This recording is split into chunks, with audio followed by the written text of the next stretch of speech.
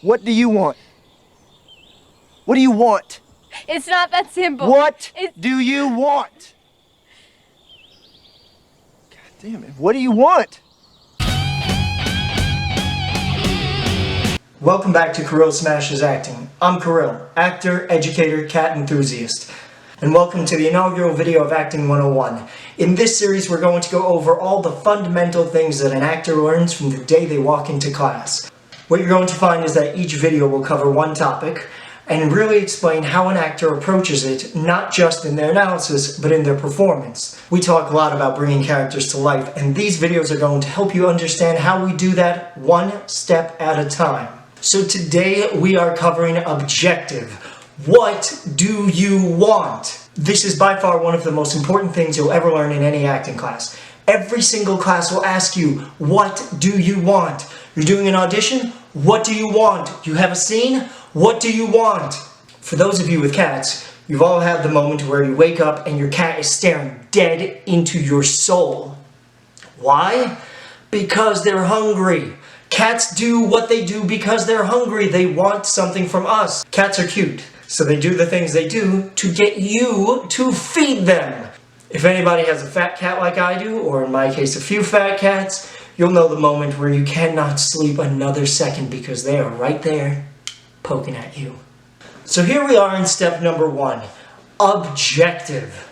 What exactly do you want?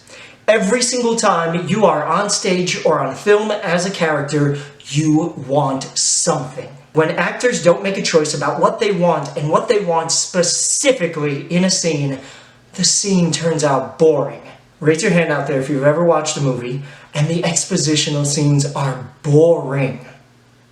A lot of times it's because the actors don't know exactly what they want. There is no such thing as a scene where a character doesn't want anything or isn't trying to get anything. If you don't know what you want, your scene is going to be boring. And there's nothing I hate more than boring scenes. Or maybe, being hungry. But those are the two worst things in the world. So here you are, you get a text, and you think to yourself, how do I figure out what it is that my character wants? Good question. First you have to figure out what kind of objective you're thinking about. Now there's several layers here. Number 1 is what we call the super objective. The super objective is the overarching thing that guides your character's moment-to-moment decisions and behavior. The super objective is the glue that holds together your entire performance. A super objective is what does your character want more than anything else in the entire world. Sometimes that's easy. Let's take Scar in The Lion King as an example.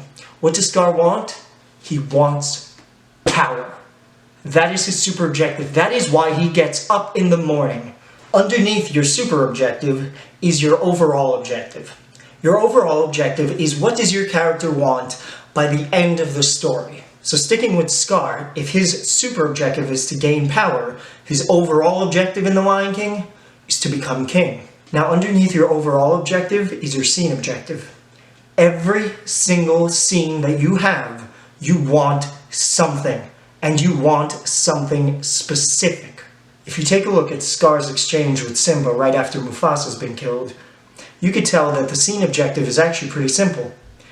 Get Simba to run away and never come back. And by doing that, he works to accomplish his overall objective of becoming king and his super objective of gaining power. What I love about that example is how clear all of Scar's objectives really tie together. Now that we've talked about what kind of objectives there are, let's talk about how to make a strong objective. Number 1, it has to be playable. It has to be something that you can actually accomplish. Playable means that it's something that your character can actually do in the world of the play or the story. The next important key to having a strong objective when acting is that the objective has to be about the other person. Whenever you're on scene with somebody, you're trying to change the other person. You're trying to make the other person do something.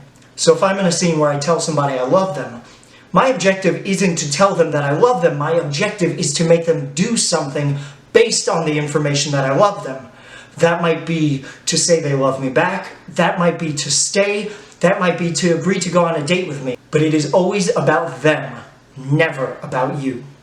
The next key to having a strong objective is that it has to have a test in the other person. If your character is telling them that you love them, what do you want them to do because of that? Whatever you want them to do because of that, that's the test to see if your objective worked. If somebody's running out that door and you tell them, stay, your objective is clear. You want them to stay. Now, whether they turn around and walk away or they walk back towards you, there's the test. That's how you know if you're accomplishing your objective or not. Let's watch a scene from The Eternal Sunshine of a Spotless Mind. What I love about the scene is that you get to see what the characters truly want by the end of it. Now, the scene we're going to be watching today is towards the end of the movie. And if you haven't seen the movie, spoilers ahead, though you really should have seen it by now. If you haven't seen the movie, it's about two people who fall in love and repeatedly erase each other from their memories. Now they've met for the final time and the truth has been revealed, and they both know how they felt about each other in the past. So let's watch. And don't judge the reading glasses.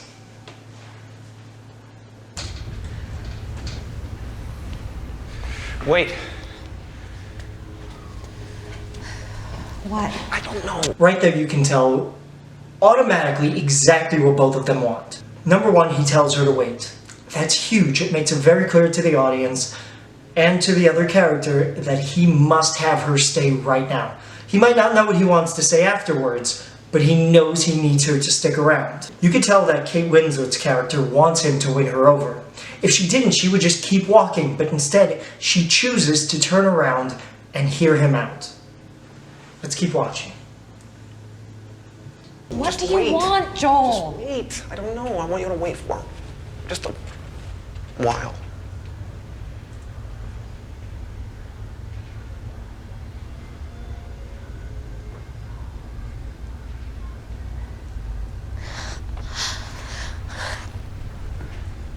Jim Carrey's scene objective here is to get her to stay.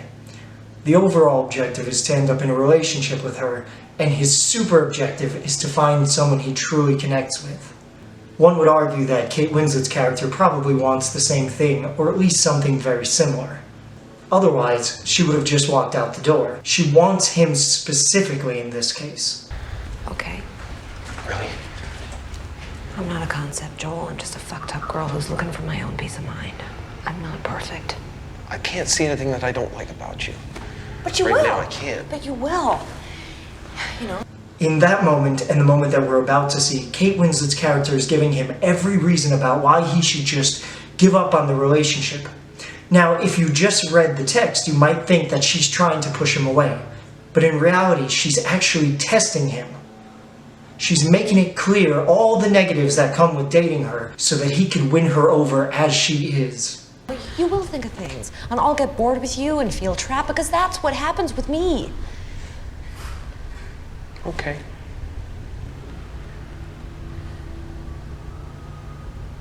Okay.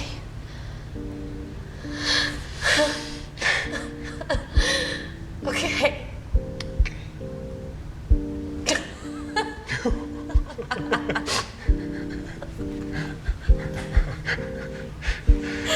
The emotional release we see at the end is all about finally getting your objective.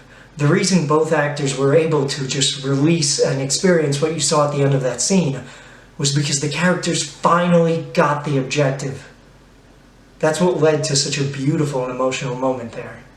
Now we could talk about objective until the cows come home, or in my case until I have to go feed the foster cats, but I don't want this video to take forever. So if you're still curious about objective or how an actor uses objective, let me know in the comments section below and I'd be happy to make a follow-up video answering any other questions you guys might have. Now if you're curious what reference materials I used while making this video, the first book I always tell people to look for is A Practical Handbook for the Actor. Now it doesn't use all the same language that we use on this channel, but this book is excellent when it comes to breaking down how to approach a role bit by bit. The next material I use for reference is Uta Hagen's Respect for Acting. This book covers so much about how she broke down different characters that she's worked on and what her technique was, that anybody, no matter what level of acting you're at, will learn something if you read the entire book. And finally, the last book I used is Tools and Technique for Character Interpretation. This book is really dense. I highly recommend this book if you already have experience as an actor. This book will challenge you to look at your characters from the most in-depth and knowledgeable point of view possible. You'll also learn a lot about the history of psychology and how that went into creating the modern acting technique we use today. If you like this video and you want to learn more about what actors do, hit that subscribe button and I'll see you next time.